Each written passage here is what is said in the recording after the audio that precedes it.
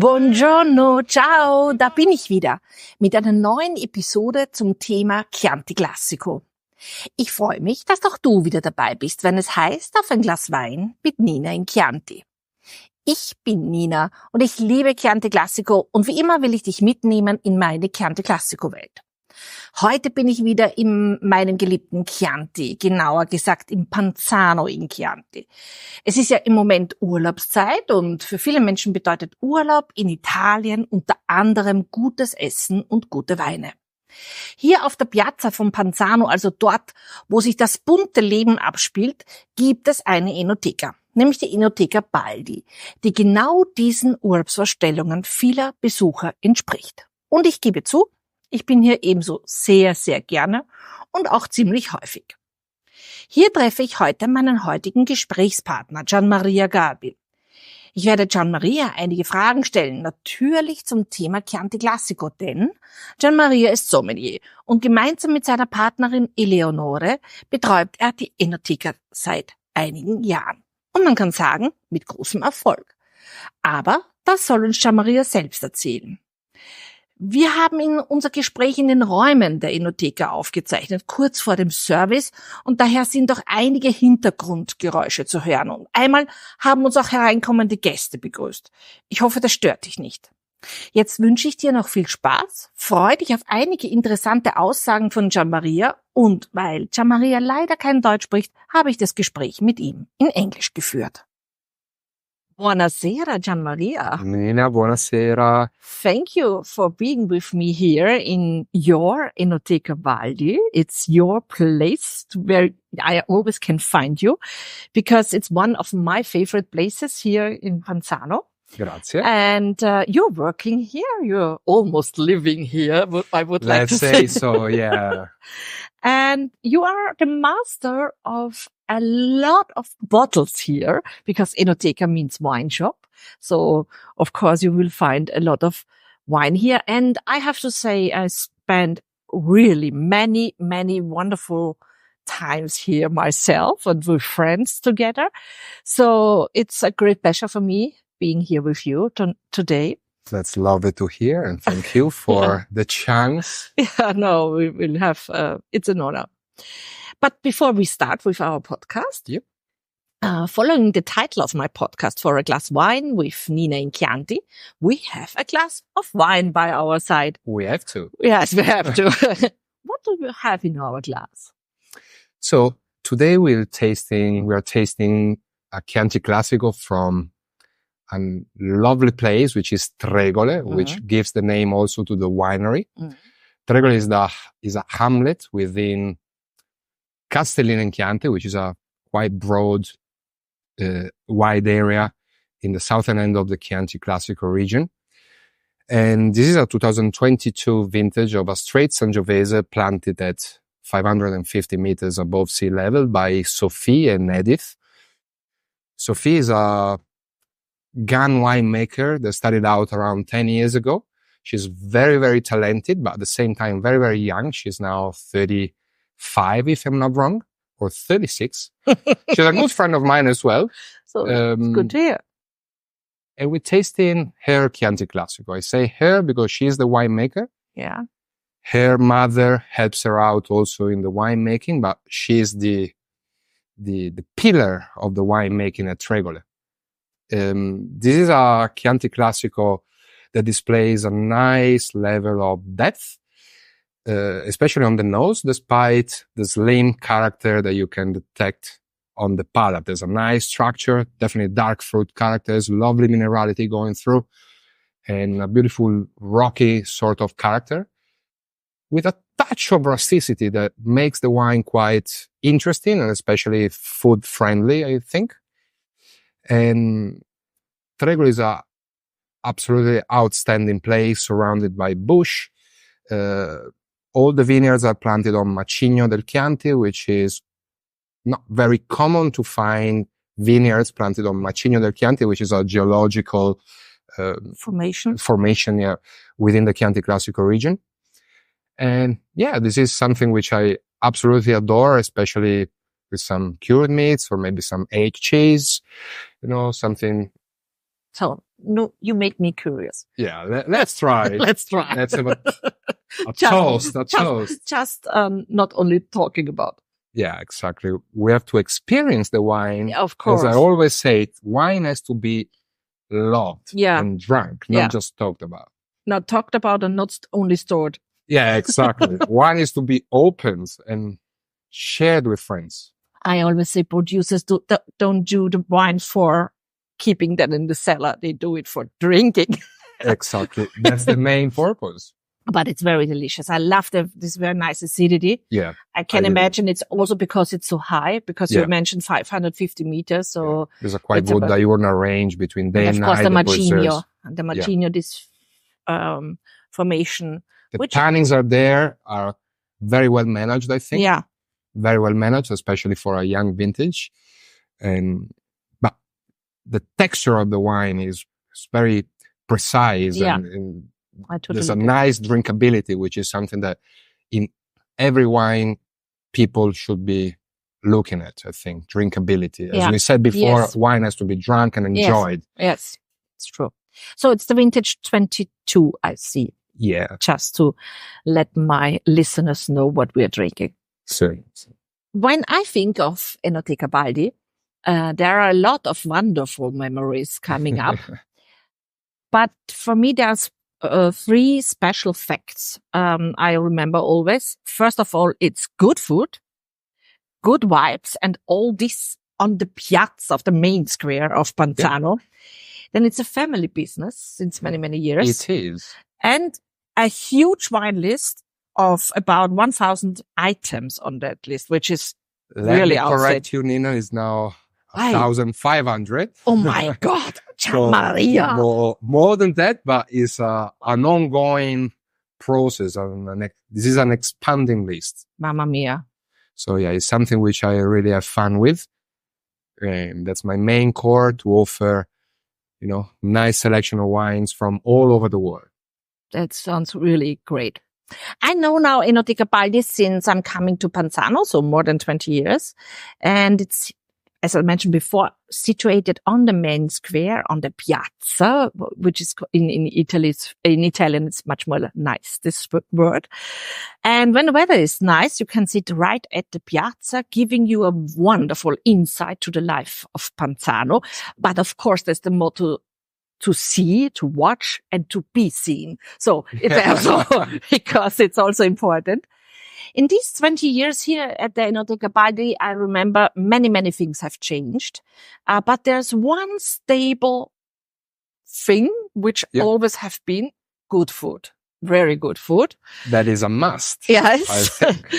And for this food is Mimmo responsible. The owner, let me say, the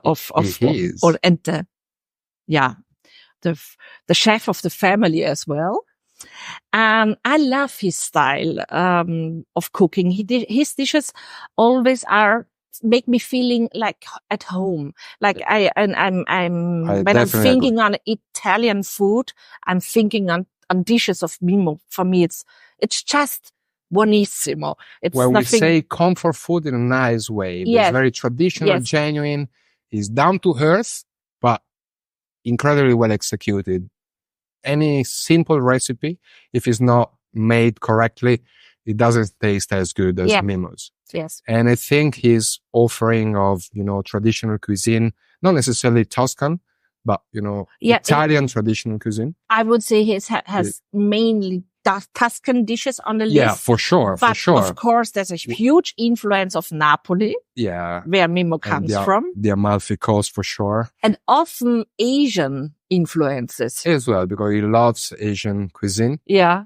So sometimes we have on the menu some fusion dishes, especially on a Friday, when Venerdì pesci. Exactly right. When we have beautiful offerings of seafood options. Mimmo goes to the market, he buys what he finds attractive, and based on that, he designs the menu. So each Friday we have, a seafood offering which changes weekly, which is very attractive, and I think Mimmo can have also some fun with it. Yeah, and I think it's not possible to do it every day like that, but it should be that way, to go on the market, what is nice, Exactly. and to do that for our guests. Exactly. So it's not like it's not easy to handle. Pre-planned, menu. It's something that comes from the heart. Yeah, this is true. But it wasn't just Mimmo. He had also his wife on his side running that Enoteca in all the years, and as well the 3 daughters. They have been always supported. I remember at every part of the being here, it was another daughter, and this is also a daughter. Okay, then I learned. Okay, there are 3 daughters. Yeah, it is all about family here. It is a family business, 100%. Of course, we have great people working with us, which we really rely on. But for sure, Mimmo is the pillar of the place. And there are other members of the family that rotates around him. Now, I'll be also helping him, on the floor, when we say front of house, on the service procedures, especially like the beverage program. But it is all about family, as you mentioned. Yeah, yes. You're here since 2018, if I remember well. Yeah. And how did it come? Because I have to say you're actually from Verona, which is not so close to Tuscany. Exactly right, Nina. I spent a few years overseas in Australia, where I met Eleanor. How did you come to Australia? Well, why? I finished my studies in architecture, and then I decided to have a life experience in Australia. Okay. Also to have, not just a life experience, but, to meet new people and, to improve a little bit my English, which is still a little bit rusty, but it's okay. It's perfect. I hope it is understandable, guys. And when I was in Australia, I finished my studies, and I fall in love. Your studies in architecture. Yeah, finished correct. there. Yeah, Okay. I had a master course in project management at RMIT in Melbourne. And after my graduation, unfortunately, I had a big accident that took me, a few months to recover. Oh.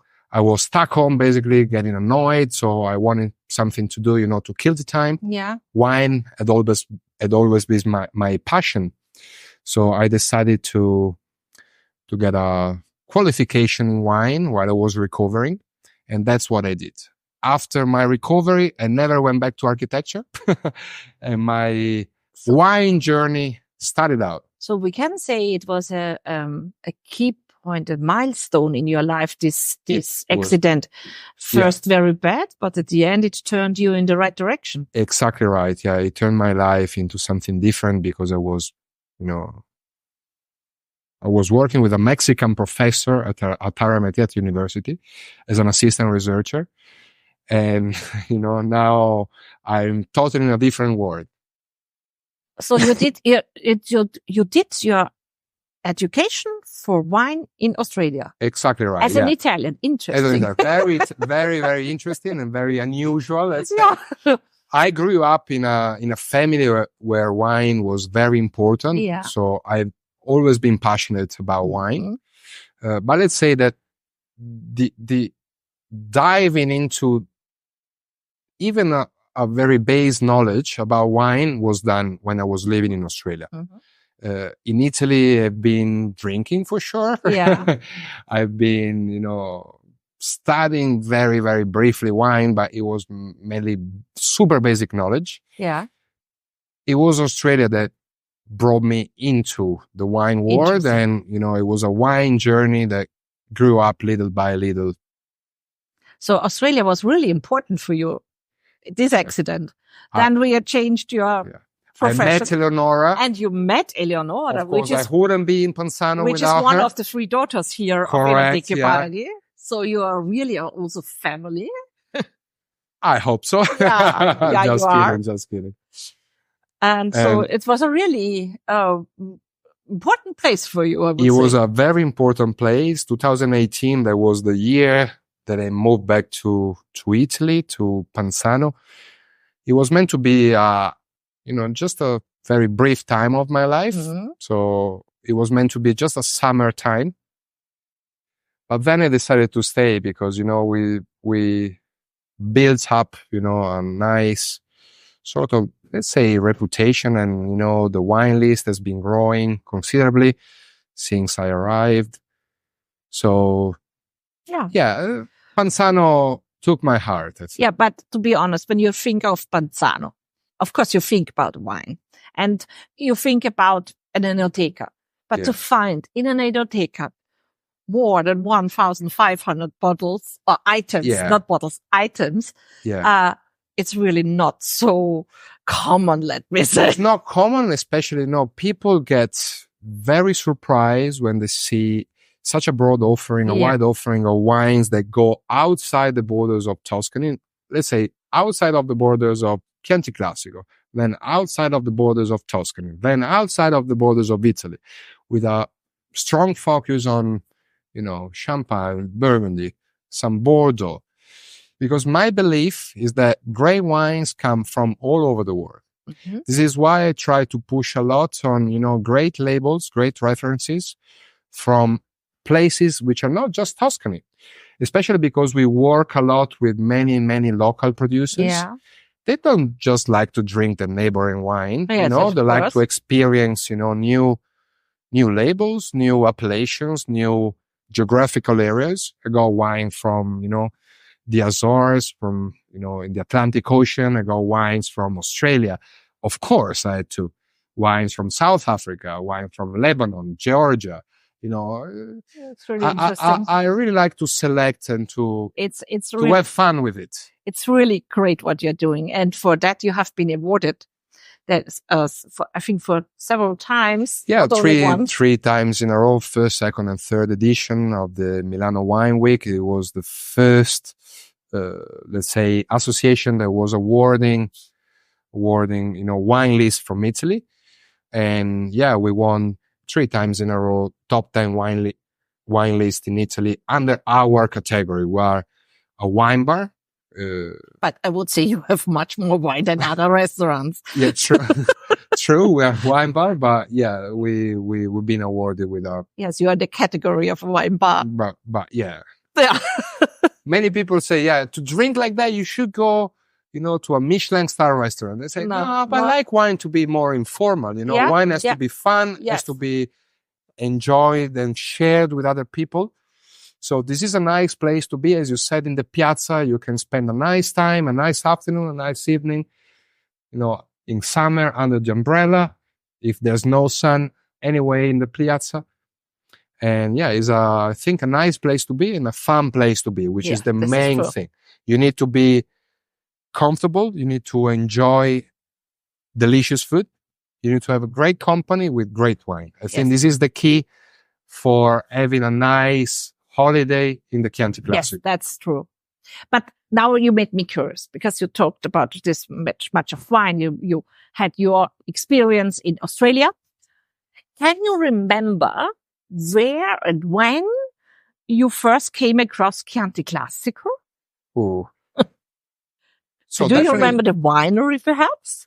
Yeah, I definitely remember one of the Vinitalis I had. I'm from Verona. So in Verona, there's Vinitali each year. And I grew up going to Vinitali. We have to say it's one of the biggest wine fairs in Italy. In Italy, for Italian wine. For Italian wines. Yeah, it's a very big event. Yeah. And, throughout my Vinitali experiences, I came across Chianti Classico. I remember Castello di Broglio was definitely 2004. It was probably one of my highlights. But the main wine I'm, very attached to is Pogerino from Piero Lanza. Pogerino is an outstanding winery based in Radda in Chianti, a neighboring village to Panzano. And when I was managing a restaurant in Melbourne, in Australia, there was the Grossi, part of the Grossi group, a very iconic Italian group for restaurants. Was managing Ombra. There was like a sort of a wine bar with many cicchetti, Venetian style. So sharing options, dishes. Snacks. Let's call them snacks. But and I've been pouring a lot of Pogerino Chianti Classico. At that time was probably, honestly remember the vintage, but I remember I fall in love with Chianti Classico, and I find Chianti Classico to be a very versatile wine, a very food-friendly wine, a wine that gives you satisfaction without being impegnativo, hard to drink. Yeah. It's funny because my listeners know Pierre very well because I did several podcasts already with him. No way, yeah. Because he's my weather guru.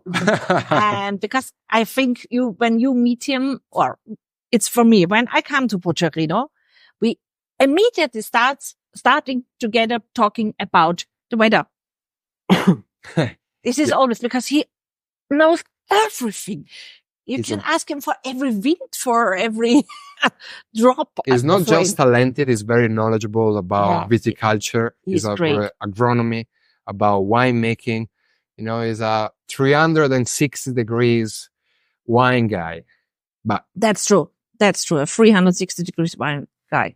That's very true. And on this very special place, which Pocerino is. And the Bugialla vineyard, which is the vineyard that gives, the Reserva wine, I think is one of the most beautiful and best performing vineyards throughout Chianti Classico. And it is a big, wide area. Yeah. So it's a big statement. So for me, personally, one of my favorite is the Nuovo, which is done in the concrete deck. I love it. A little bit more modern approach in the winemaking, because Piero is not just tradition, it's also a little bit of, forward thinking. Yes. And the Nuovo is definitely one of the results. Yeah. Nowadays you are very close to the Chianti Classico. Of course, you live here, and now I would say a lot about the appellation, what's happening here. Many producers personally. I know you are visiting them, you're talking with them, and I know that they are coming also to here, having dinner, drinking other wines, as you mentioned before. How has your view of Chianti Classico changed over the years from that very first beginning with the wines of Pocerino up to now? Is there a change, or did you get another opinion? I find Chianti Classico to be living an ongoing curve of success and quality improvement. Yeah. So year by year, there's quality improvement happening on a real basis, and you can detect this by drinking Chianti Classico. So definitely Chianti Classico is living a great time, and I believe there has been, an ongoing improvement since I started to drink Chianti Classico. Yeah. However, I find, tradition to be a very important core for Chianti Classico, where you have to keep things, made in the right way, in a traditional way, even though I was able to find, and to look for, different labels. And when I say different labels, more innovative and something which is definitely more out of the tradition of the historical way of thinking Chianti Classico, which is the most exciting part of my job, I think, because you can definitely meet new producers, which, are growing as well. But not just that, you can experience, new way of winemaking, which are not part of tradition, but part of the future of Chianti Classico. But definitely the terroir has to be, I think, the main core. Yeah, the main. I would also agree. It's the main, but what means for you the human factor? So it's because I say it's always personality, not only a person, a personality behind the bottle. You touch a very, very important point to me, and despite the difference between, place to place, my personal way of thinking is that the human factor, which is part of terroir, yes, culture and human factor, that both part of terroir, as a concept, as a theme, plays sometimes a more important role to the actual soil and geography. Yeah. This is what I think. I've been doing many blind tastings with, wine passionate, wine lovers and wine connoisseurs. And at the end of the night, yes, you can detect the terroir, but the hand of the winemaker, I think, plays a little bit more important role. I know the consortium of Chianti Classico is moving towards, the UGA, so territorial differences, which are definitely quite obvious from when we assess, wines made, let's say, in a similar way. But when you have a winemaker that plays, with different ways of, making wine, this idea behind the winemaking and the way he makes wine, sometimes they play, in my humble opinion, a more important role. Let's take Tregole as example, because I think Sophie, I know her as well. She is doing it in a she has to do it in a way to her place, because as we said before, 550 meters altitude is another thing that the grapes would be down at 300 meters. So she has to do other things in the cellar as well. Absolutely. Because it's another thing of ripeness of the grapes. So for me, it's also, and I always say, when I ship bottles to my clients, they ordered in my online shop, I always say, I don't ship only wine.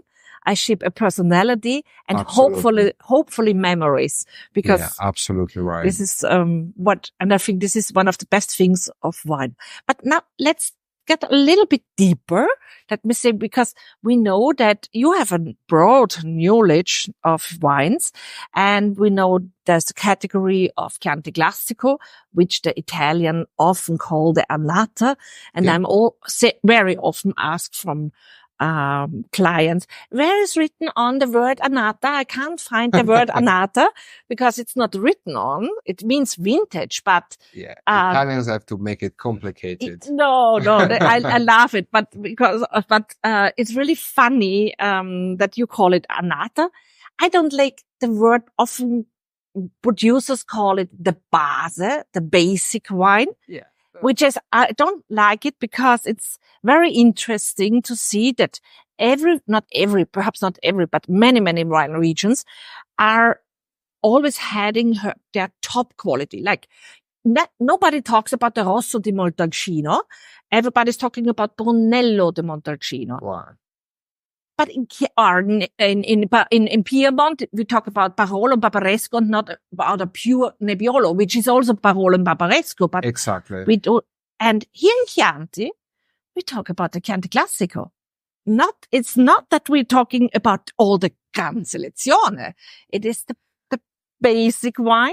The basic wine, but it's the greatest somehow. It's the greatest. It is what you have to drink now, but it's something that you'd be drinking on a regular basis. As I said before, it's a very versatile style of wine, and it is what you want to enjoy, and without being a simple wine. It's a wine which has many facets. It is a wine which carries a nice acidity, which is very food friendly. Buonasera. And it is something that, is the core for the production of a producer.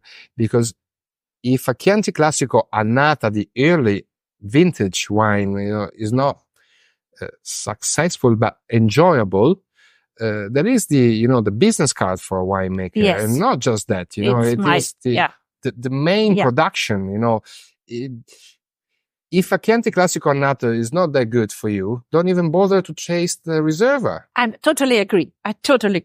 So is it necessary for you in your daily work to have the Chianti Classico categories, or do you just, because often the producers have in these three categories, when they produce three categories, not every producer is doing all three categories. But they have another philosophy or other grapes, or is it for you necessary in your daily work, or do you say it's, it doesn't care about it, I have to know the wine?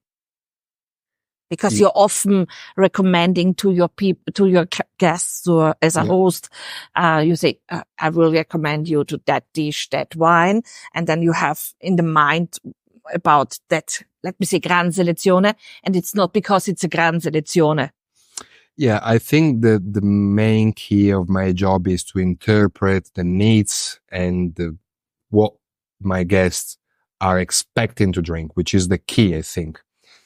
The category of annata, as we mentioned before, riserva and gran selezione are very important to me, depending on what the guest is expecting. If a guest wants a little bit more agile wine, I probably recommend the annata. But then, riserva and gran selezione step in. And with riserva, we always have a wine which is a little bit more deep and a little bit more soft somehow in the tannins. But thanks to the introduction of gran selezione wine, especially in 2014, especially in the last couple of years, there's a much higher demand for this category, which, as the name suggests, is the highest category. For Chianti Classico. Yeah. It doesn't necessarily mean it is the best wine from a producer, but it is definitely the most selected wine by the producer in terms of grapes that come from the best vineyard or the best selection of the grapes. Or the best barrel. The best barrel, is the wine it's like the baby that you want to, take care of a little bit more. Yeah. This doesn't necessarily mean that annata and riserva are bad wines, not at all. As we said before, annata is the business card. You should be looking at annata for, great quality. Otherwise, there's no point of drinking the highest categories. But, yeah. There are several Sangiovese wines in Tuscany. When we speak about Tuscany, we have to say we speak about, in general, about Sangiovese wines. So, the Brunello di Montalcino we announced before, the Vino Nobile di Montepulciano, the Morellino, just to announce the most important. Yep. What do you think is the biggest difference between these Sangiovese wines of Tuscany, from the coast, from the south of Tuscany, comparing to Chianti Classico? Or is there a difference? Yeah, this is a very interesting and nice question, because I think Chianti Classico carries the drinkability and the texture, and I know it is an abused term when we talk about minerality, but the characters coming from the soil really shine in Chianti Classico. Yeah. And I don't think other appellations within the Tuscan borders can display such a high level of this sort of minerality and texture and drinkability. And I think this is the key of success for Chianti Classico. The cooler climate, if compared to other appellations. Especially with the biodiversity. Yeah, especially with this climate change situation we have. Absolutely, which is the key of understanding, how and the biodiversity, as I said just now, can cope with this climate change, because the very high level of bush, which is incredibly high if compared to other appellations, can mitigate the climate and can definitely bring to the wine a great level of texture in terms of like drinkable texture, a little bit slimmer, a little bit more, vertical driven style of wine with this beautiful cleansing acidity and food friendly acidity, which is definitely needed for pairing food and wine, and especially for long-term cellaring. I totally Because when agree. we have, a wine that doesn't display high acids, it will never age beautifully. As Chianti Classico does. Yeah. This is true. Yeah. So it's really interesting, because I'm now working with Chianti Classico since more than 25 years. And before it was really, everybody was talking about Brunello, which is a great wine. I don't want to to push them down. And also the Vino Nobile, and also there are very nice Morellino di Scanzano. But in the end, I often said, what is the difference? I often said the price. So because Chianti Classico at that time has been much more cheaper than, especially Brunello de Montalcino is still on. It's the same rule. You get two free bottles of very nice Chianti Classico for one bottle of Brunello. Often, not always, often. As you said, Chianti Classico was your first love, and the first love, lasts forever. And, you got a very, very eye in detecting Chianti Classico as a potential appellation for growing. And this is one of the most successful appellations nowadays in Italy, for sure. It's the oldest as well. It is the oldest as well, of course. Very, very important to mention. 1716 is the first consortium of Italy as well. Yes, so it's very interesting. But it's really not only traditional, it's historic. No. Say. It is history, tradition, and quality. Culture. Yeah, of culture. Course. It is not possible to think, when you're thinking on people here in Chianti, you're not thinking about people not drinking wine. So it's not, of course there are, but this is not a rule. Is there a wine, a grape variety? You have so many wines, much more than me, because I'm always saying I'm not a wine expert. I'm a Chianti Classico expert. So you are definitely probably better than me. No.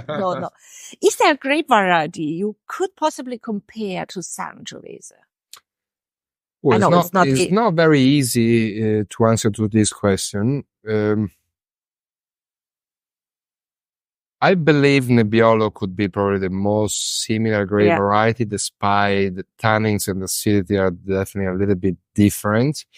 But the level of how noble the grape variety could be, Nebbiolo is the key. Definitely a little bit more dustier, a little bit more dusty tannins with Nebbiolo.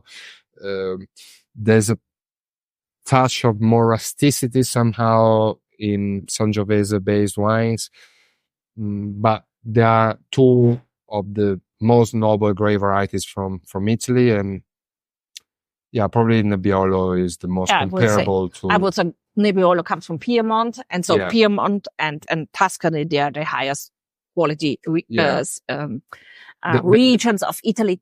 Even there are so much more good wines all over Italy. The fruit profile could be definitely different, but in terms of structure, which is probably very important to assess in a wine, not just talking about, if it is red fruit, dark fruit, no. But in terms of structure, I think the Nebbiolo is the most comparable. What are the most important aspects for you when making your selection of Chianti Classico, or when if somebody is coming and, like, as we mentioned before, having dinner here or lunch, and you are recommending and Chianti Classico, what are your important aspects? Okay. On the food, is it? It depends of the food, of course, but not only food. But I look much more for personality in the wine. A wine has to communicate something, either the personality of the winemaker, as we mentioned before, or the territoriality. So has to make the specific terroir where it comes from shine. I know it can be slightly controversial to what I said before, talking about the human factor, which is very important, but this human factor is important to make the terroir shine. Yeah. So it is also part of human. Yeah. Everything comes from human, not just for the place where it comes from.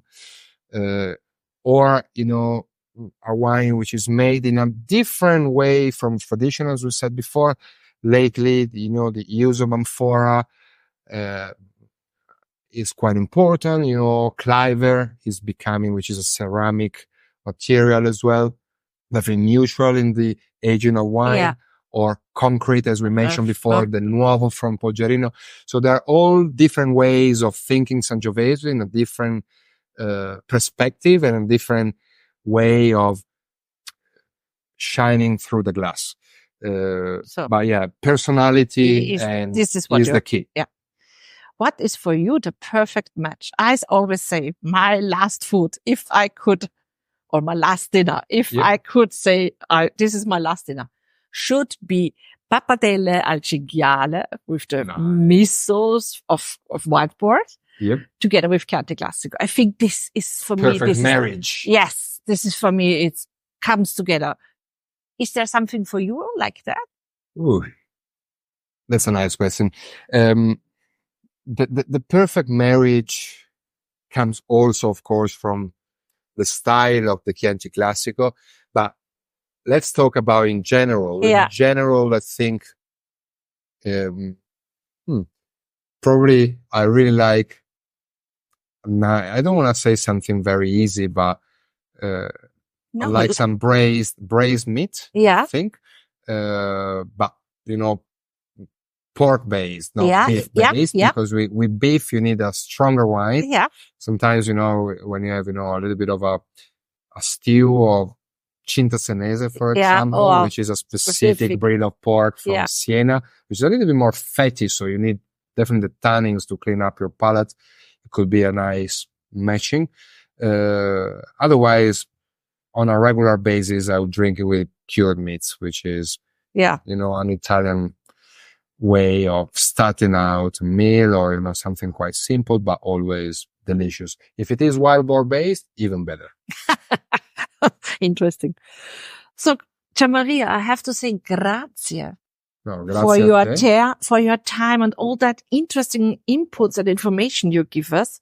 And I wish you here for the entire team, for your family, for the entire team of Enoteca Baldi. Grazie. A great summer season with all that, and hopefully it's not too hot, because in the last years it has been really we'll see some rain as well. Yeah. And I'll just say, Cin cin.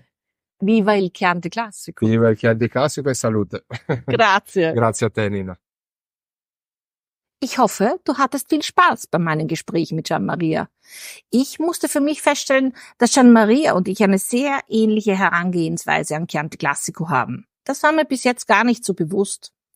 Falls du einmal nach Panzano in Chianti kommen solltest, dann freut sich Gianmaria ganz sicher, dich zu begrüßen.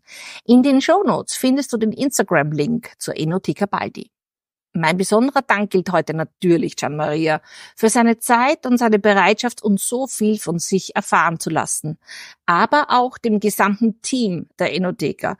Denn für sie war es eine große Herausforderung, das Service ohne viel Lärm zu machen, vorzubereiten. Grazie a tutti.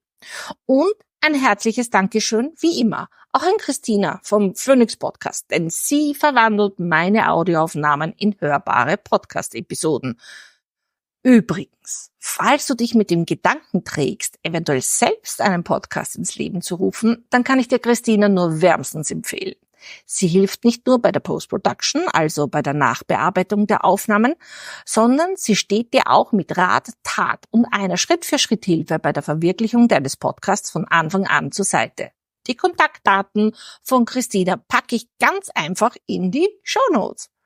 Und last but not least geht mein ganz großes Dankeschön an dich, denn du hast mir deine Zeit geschenkt, meinen Podcast zu hören. Und das ist in unserer schnellen Zeit keine Selbstverständlichkeit.